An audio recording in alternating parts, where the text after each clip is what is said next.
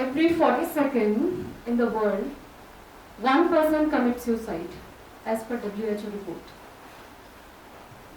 They have reported that in coming years, by 2020, this ratio is going to increase and it will become 22nd one person. In 2016, I read the report of WHO on mental health, and it says that every year 1 to 1.5 million people commit suicide on the planet. When 1 million people commit suicide, 20 million people attempt suicide. And when 20 million attempt suicide, you can imagine how many people are suffering from depression. Depression has become the single most biggest disease in the world today. Why is it so? The reason is somewhere down the line we have forgotten the right way of life. We have forgotten how to live our life. So today I have come with a wonderful book, The Book of Joy. This is New York Times bestseller book. This book is published in 2016. I'll show you. This is the book, The Book of Joy. The author of this book is His Holiness 14th Dalai Lama Tenzin Gyatso and the most revered Archbishop Desmond Tutu. He is from South Africa. Both of these people are Nobel Peace Prize recipients. The author of this book is Abraham Douglas. He is from London. He has compiled the conversation which happened between Dalai Lama and Archbishop. In 2015, Archbishop Desmond Tutu he came to India to meet his best friend Dalai Lama to celebrate his best friend's 80th birthday. So when he came to the Dharmashala, he stayed there for almost 7 days, and during those 7 days they had a wonderful conversation on the topic of joy. So there are 3 main chapters in this book, day 1, day 2 and 3 and day 4 and 5. I'll discuss briefly from each and every chapter. This is the cover page of the book. Day 1, the nature of true joy. Dalai Lama says, our education system remains focused totally on external material possession, external material values. The true inner joy lies within ourselves. It is not outside. Somewhere our search is somewhere different. Everybody on the world, everybody wants happiness. But we try to seek happiness from luxuries, from money, from power, from big car, from big house. It isn't there actually. The true inner joy lies within ourselves.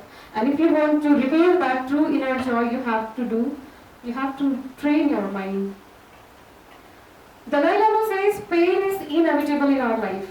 Everybody has to pass through pain, but the suffering is optional. Suffering depends on your own attitude. How do you take the situation? So pain is inevitable, suffering is optional. Shanti Deva, he is in the lineage of Lord Buddha. He says wonderfully, I like very much this thought from entire book. I would like to share with you. Shanti Deva says, whenever you have a situation in your life, if you can do something about it, or if you have some solution about it, then do it. What's the need to become sad? Why worry? And if you have some problem in your life, if you have some situation in your life and you can't do anything about it, then also what's the need to become worried? What's the need to become sad? Accept the situation. That is what Shantideva says. One of the famous scientists, his name is Limbaugh-Musky. He did an experiment on many people, on thousands of people. And he has derived certain equations, certain 3 sentences he has written in this book. He said, if you have any situation in your life and if you want to remain happy, these 3 major factor concerns for increasing the happiness in your life. And these 3 factors are, number 1, your ability to reframe the situation more positively. Number 2, to be grateful for the situation. And number 3, to be your choice to become more kind and generous. I would like to correlate these 3 facts with a story. The other day, I was traveling through train And in train, just next to me, there was a girl. She was very beautiful. She was around 2022. And when I observed her carefully, what I found, that she was not having a right leg. She was carrying a walking stick with her. So I felt very bad. I asked her, what happened to your leg? So she told me, 5 years before I met with an accident. And in that accident, I lost my right leg. So I said, I'm so sorry. I feel so sorry about it. She told me, if I am not sorry, why you should be sorry about it? I have no problem. I said, how? She told me, 5 years before the accident was so severe that it was almost impossible for me to survive. But in spite of that accident, today I am alive and I have just lost my right leg. Rest of my body is alive. So I have no problem. Look at the attitude. Number one, your ability to reframe the situation more positively. Number two, I asked the second question. I asked her, now whole life you have to depend on a walking stick. You will have to remain a dependent life. You have to ask other person for help. You must be feeling very bad, no? You know what she told me? She told me, this is a very good situation, you don't know. I said, how it can be a good situation? She told me, earlier whenever I was traveling through train or bus, nobody was ready to give me their seat. But now when I travel, everybody are ready to give me their seat because I'm handicapped. Is it good or not? I say, yes, it's good. Second thought, your ability to be grateful for the situation. And number three, I said, that's okay, all this whatever you have discussed, but tell me one thing. Now you're handicapped. Who would like to get married with you? Nobody would like to get married a handicapped girl. She told me wonderful words. I still remember her words today. She told me, now the person who will get married with me, he will be my true love. The person who will accept me with my disabilities, with my weaknesses, he will be my true love. And for your information about my true love, next month I am going to get married. You are invited. So, third thing, what Limbaugh had said, your ability to become more kind and generous for your situation. That girl told me the last words. Every weekend, now I spend time with the disabled students, disabled people, and I get the best joy in my life. I have no regret for life. Look at the attitude of a person. If you have such an attitude, nobody can make you unhappy in your life. The next point what discussed in this book, in this chapter is, the joy which we get from our senses are temporary. Sensory gratification will always give you a temporary joy. But the joy which you get mentally, that will remain permanent with you. So if you want to get the permanent joy, you have to develop your mind. You have to train your mind in that way. The next chapter is day number 2 and 3, that is the obstacles to joy. In this chapter, Dalai Lama has discussed about mental immunity. All of us have heard about physical immunity, that we should have a better physical immunity. But he said we should have a mental immunity as well. What is mental immunity? Mental immunity means to have more constructive emotions and to avoid destructive emotions. When we can develop this, we will have a better mental immunity. He says stress and anxiety often comes in our life when we have too much expectations and too much ambition. Unrealistic expectations leads anxiety and stress in our life. Medical scientists have done certain experiments, and what they found is the person who remain in constant anger, constant fear, constant hatred for someone, they actually harm their immune system. They will never get a peace of mind, those who are having such type of nature. In Srimad Bhagavad Gita, there is a wonderful verse, I remember. Chapter number 2, it's verse number 62 and 63. In that, Lord Krishna explains how our mind works. Krishna says, I'll recite the sloka first. Dhyayato Vishyan Punsha Sangas Teshu Pajayate. Dhyayato Vishyan Punsha Sangas Teshu Pajayate. संगात संजायते कामा कामात् क्रोधो विजायते क्रोधात् भवति सम्मोहः सम्मोहात् स्मृति विभ्रम स्मृति भ्रंशात् बुद्धिनाशो बुद्धिनाशात् प्रणश्यति.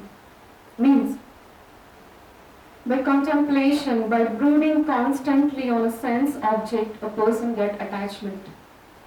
When there is an attachment, the lust will arise, the desire will arise. When your desire doesn't get fulfilled, you will develop an anger. When you have an anger, it will lead to delusion. When you will have a delusion, there will be a confused memory. And when you have a confused memory, it will lead to your intellect will not work properly. You will have your reasoning power you will lose. You will not discriminate the things properly. And when you lose your reasoning power, there will be a total destruction. So look at how your negative thought leads the total chain reaction and then you lead to destruction. Take care of your thinking process. What do you think on what particular sense object you are contemplating? Here I would like to request all of you.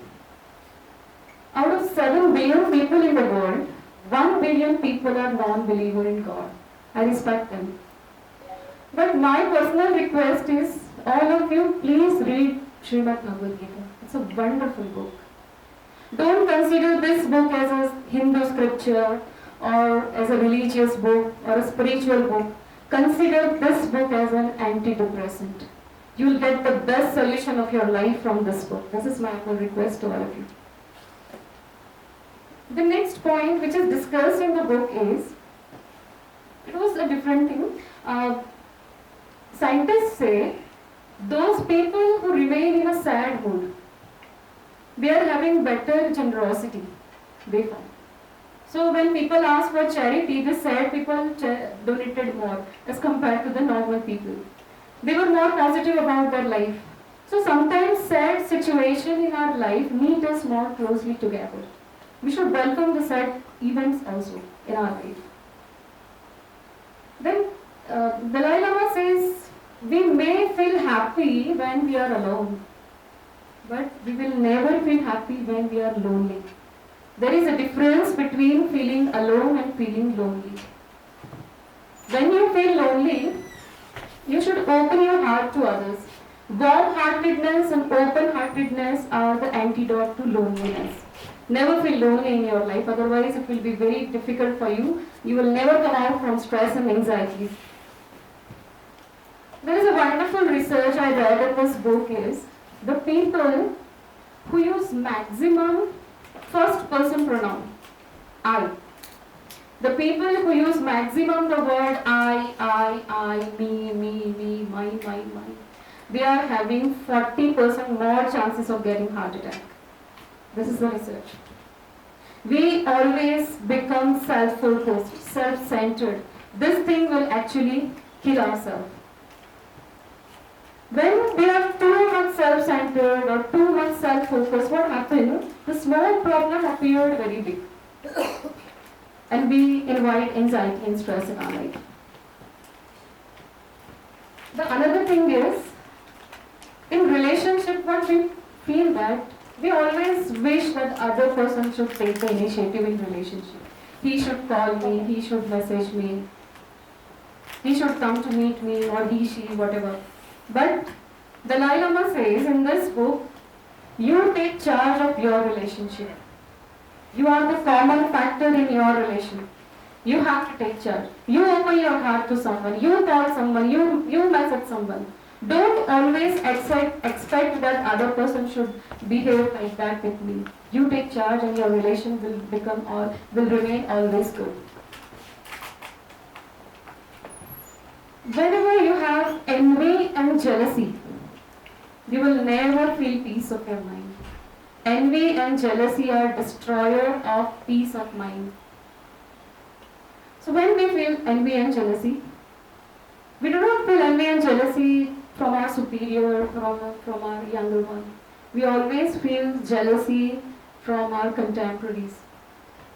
When our friend got something higher success, we feel jealous. Dalai Lama says, why we feel jealous? Because we always focus on external material possession of the person. That is the reason.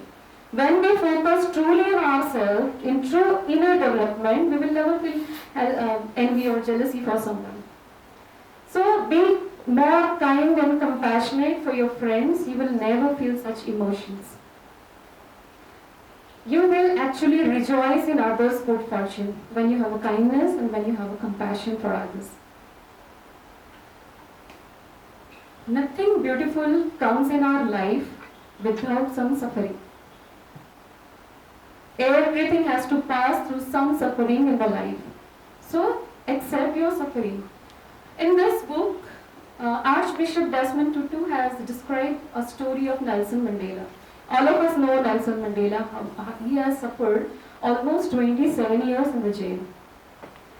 So what Desmond Tutu is telling, when he was sentenced to jail, he was a different person. His personality was different. He was a very angry man. He was actually a commander-in-chief of military wing of ANC, African National Congress. He was in a very big position. He was a very learned fellow. But when he sentenced to jail, he was very much frustrated and angry. But after 27 years, when he came out from the jail, from prison, he was totally a different person. 27 years of suffering has transformed him. He emerged out with immense magnanimity. He was not the same person.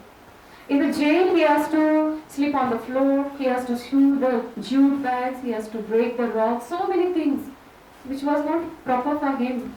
He was not given a proper food, enough food. But in spite of that, he suffered a lot, but this suffering has transformed his life. So in this book they are telling that welcome your suffering also in your life. Suffering may bring out some hidden potential from your life, which you would never know that I have this much potential. But this suffering will change your personality. Another story I would like to tell you, Dalai Lama is telling the story in this book. One of Dalai Lama's friend, he was a senior Buddhist monk, and his name is Loponla. Lovingly people used to call him Loponla. So one day Dalai Lama went to meet his best friend Loponla to his palace. There were around 130 people in that palace. And once Dalai Lama met him and he left the palace, suddenly a Chinese soldier arrived there. And Chinese soldier arrested almost 130 people from that palace. And all these 130 people were sentenced to a remote area like Siberia, in the camp. And in that camp, they stayed for 18 years. Lopunla has described how they were tortured in that camp. He said the region was so cold, it was so freezing that if I throw some water droplets in the air, it will then become ice. In such situation, we were not allowed to wear shoes. In such situation, we were not given enough food. He said, one day I was so hungry that one of the prisoners who just died and he was next to me, his dead body was lying, I tried to bite his flesh. Look at the situation. He tried to bite his flesh, but the body was frozen that I couldn't bite his flesh. This was the situation. We were suffering a lot. You can't imagine how much torture we have suffered in that camp, almost for 18 years. And after 18 years, when he came back to India to meet his best friend Dalai Lama, he described this entire story. And he said, my dear friend, what happened? When I was in a camp, I was suffering from some real danger. So Dalai Lama said, of course it was a danger, it was a question of your life and death. Of course it must be very difficult for you, I can understand. So Lopunla says, no, that was not my suffering. I was scared, I was feared that I may not lose my humanity or my compassion on the Chinese soldier because I'm a Buddhist monk. Though they are doing wrong thing with me, they are torturing me, but here I should not lose my compassion because I'm a Buddhist monk. Look at the person's ability to remain calm and cool in such type of condition. And today also he is alive at the age of 97 and is very sharp and peaceful at his mind. So suffering, you welcome suffering in your life. Suffering may change your personality sometime. Then the third chapter, day 4 and 5, here they have discussed about 8 pillars of joy. 4 pillars of mind and 4 pillars of heart. Perspective, humility, humor, acceptance, forgiveness, gratitude, compassion and generosity. If you have these 8 pillars in your life, you will never remain unhappy. They are described wonderfully, each and every pillar. The first pillar is perspective. How do you look at the world? The way you see the world, in turn you will react and you will feel the world. It depends on your perspective. How do you see the world? Healthy perspective you have to cultivate. Lord Buddha says, we create our own world by our own mind, our thoughts. Whenever you have a situation in your life, you just try to look that situation from different angle. When you will see the situation from a wider perspective, your stress and anxiety level will reduce. Dalai Lama says, whenever we have situation, we should at least try to look at the situation from 6 angles. From top, from bottom, from front, from left, from right, all the 6 angles. Now what happens, when you will look in this, when you look the situation like this, your response will be more holistic and more positive. Our problem is we react too much. Suddenly we react. We do not take a pause. If you take a pause and then you will analyze the situation more holistically, more positively, your response will be more positive. That is also the way of looking the things, to see the world, your perspective. The less we are attached, the less we will feel, the less we will become reactive and defensive, and more skillful we can become. The next pillar is humility. There is a wonderful prayer in this book I read. Oh Lord, whenever I see someone, may I never feel superior. May I never feel superior to others. Whenever I see someone, oh Lord, give me a strength that I can see the good qualities in others. And I can appreciate the good qualities of the person who is in front of me. That is a humility. When you have a humility, you will be able to learn good things from others. You will never feel superior. Dalai Lama says, at the age of 80, I still consider myself as a student. I never consider I'm a leader or a Dalai Lama. I always welcome everyone and I try to learn something good from others. So that is a humility. When you have humility, people will feel more closer with you. You will have a better bond with others. You can avoid the indifferences.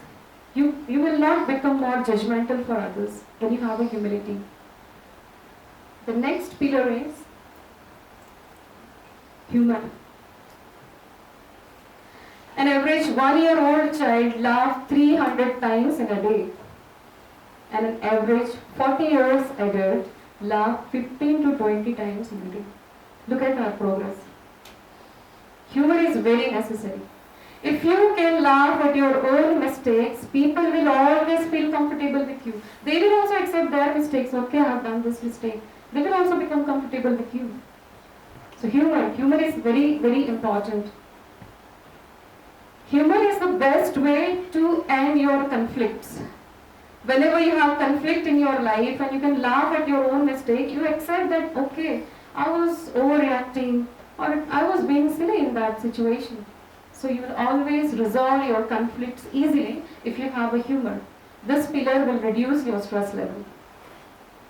The next one is acceptance. Change begins when we accept the things as it is. You know, our problem is, we always wish that things should happen according to my wish. People should behave according to my wish. My staff should follow my instruction according to my wish. That's unrealistic expectation. Nobody is going to listen to you. Are you listening, everybody? Tell me. No. Then why should we expect everyone to follow us? people the way they are, accept the situation the way it is, then you will rise above the situation. Then it will be very much easy for to come out from the stress or come out from your negative situation. Accept people, accept situation, and accept everyone the way they are.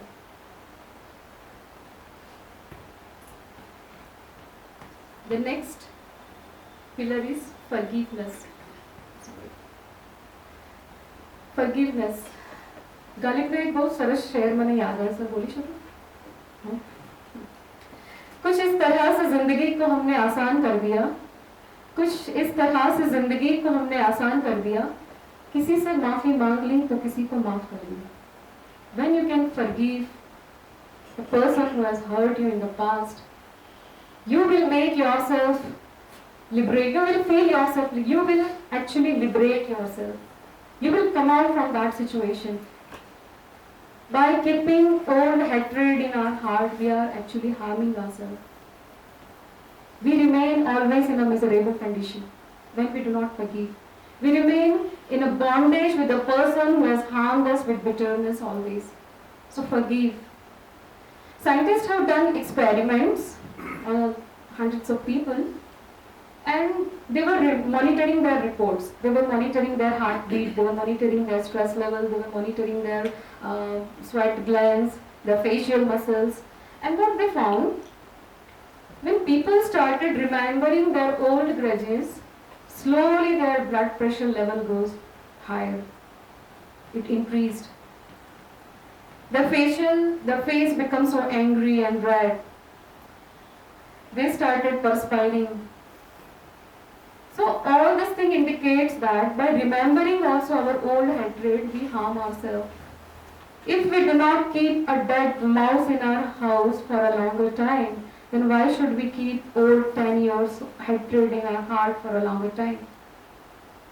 Why should we harm ourselves? So if you want to remain happy, please forgive and forget the past and forgive the people who has harmed us. The next point, gratitude. Be grateful. Be grateful for the situation, for the people. Grateful people's report shows more positive, they have good vitality, they are not more satisfied with their life. They are very happy people, grateful people, gratitude. હું દસમામાં હતી, when I was in 10th standard, તો મારા પપ્પાએ મને બોલાવી અને મને કહે તું દસમામાં છે, એસએસસી બોર્ડ છે, એસએસસી બોર્ડ અને બોર્ડની એક્ઝામમાં આખા વર્ષમાં તું ભૂલી જજે કે તારી કોઈ ફેમિલી છે, કોઈ ફંક્શન છે કે કોઈ ફેસ્ટિવલ છે. Focus on study. 10th standard. I said okay પપ્પા. દસમાનું રિઝલ્ટ આવ્યું, સારા પર્સન્ટેજ આવ્યું, 11th 12th સાયન્સમાં ગઈ. ત્યારે પણ પપ્પાએ મને બોલાવી અને મને કહે 11-12 સાયન્સ છે એ તારા જીવનના બહુ મહત્વના વર્ષો છે. આ વર્ષોને તે સાચવી લીધા તો આખી જિંદગી તું ખુશ રહીશ. This is a crucial years of your life. આ 2 વર્ષ દરમિયાન તું ભૂલી જજે કે તારી કોઈ ફેમિલી છે, કોઈ ફંક્શન છે કે કોઈ ફેસ્ટિવલ છે. માત્ર ભણવામાં ફોકસ કર, બીજું બધું ભૂલી જા. મેં કીધું ઓકે પપ્પા. પપ્પા એવું કહેતા હોય કે તારે ડોક્ટર બનવાનું છે. હવે ડોક્ટર બનીએ ને તો બહુ મસ્ત લાઈફ મળે આપણને. ડોક્ટરને લોકો ઘણા રિસ્પેક્ટ